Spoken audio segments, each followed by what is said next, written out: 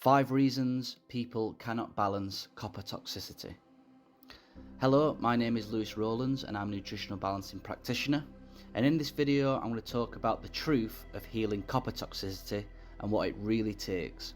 But before we begin, if you enjoy our videos, please make sure you hit the subscribe button and like the video. Many people have copper toxicity today. Probably you are already aware of copper toxicity and are looking for more information on it. You'd be glad therefore to hear that in this video I'm going to share the truth of how to heal copper toxicity, what it takes, and many common pitfalls people run into. In truth, healing copper toxicity is not easy. The reason is that copper is often stuck deep into many tissues in the body. There must be adequate zinc absorption, which is rare today. A person must be well rested, and they must eat a nutrient-rich dense diet of the correct type. Fortunately, a properly designed nutritional balancing program addresses all areas of copper balancing, and we are going to break down these areas in this video. Number 1, the correct diet. Many people think they have a good diet, but unfortunately this isn't usually the case. In the case of copper toxicity, having the correct diet is imperative. Eating plenty of fruit, for example, will not balance out copper. The blood sugar fluctuations will mean that the body simply won't have the energy to remove copper whilst it is using energy to balance out blood sugar. Eating plenty of nuts, for example, will mean balancing out copper is a challenge because of the copper concentration in nuts. Eating things like rice or pasta will also mean copper will be hard to balance, because things like candida overgrowth will thrive, making the release of copper difficult as the body tries to overcome the stress of candida overgrowth. This is confusing because many people think the foods we have just mentioned are healthful. Therefore, a diet rich in cooked low glycemic vegetables, some animal protein, and other specialist products found on a nutritional balancing program is needed for correct copper toxicity healing. Number 2, an overactive mind. Interestingly, a person could be following a very good copper balancing program but still don't seem to be moving anywhere. This is because an individual is not taking the time to slow down their thinking. Copper is used in the brain to keep an overactive mind active. Copper speeds up the thinking. So if a person is following an excellent diet and detoxification but is spending all day inside of their minds overthinking, the brain will not release the excess copper because it actually needs it to keep up with the overthinking. It's only when a person does some meditation and mental exercises of the correct kind will the body decide to release the excess copper from the brain, because the brain no longer needs it in order to keep up with the excessive thinking.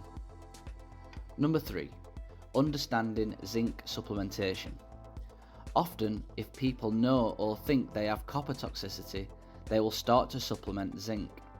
This can be a big mistake, and it usually adds to the confusion.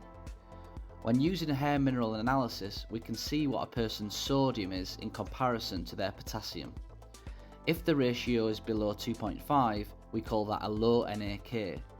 If the ratio is above 2.5, we call this a high NAK. Most people, when they begin a healing program, have a low NAK. When you have a low NAK, one of the things it means is that currently you have low blood copper. And in order to feel better and function, you actually need to supplement a little copper to raise the copper level in the blood. Taking zinc in this situation will make a person feel even worse, as copper is lowered further in the blood. This is confusing, and that's why it is very important to get a hair mineral analysis to ascertain your NAK. Having a low NAK and low blood copper doesn't mean you have low cellular copper. Cellular copper is usually high. This is what we call copper toxicity. We need to balance the copper in the cells. In this particular instance, adding a small amount of copper is what's needed at that particular time.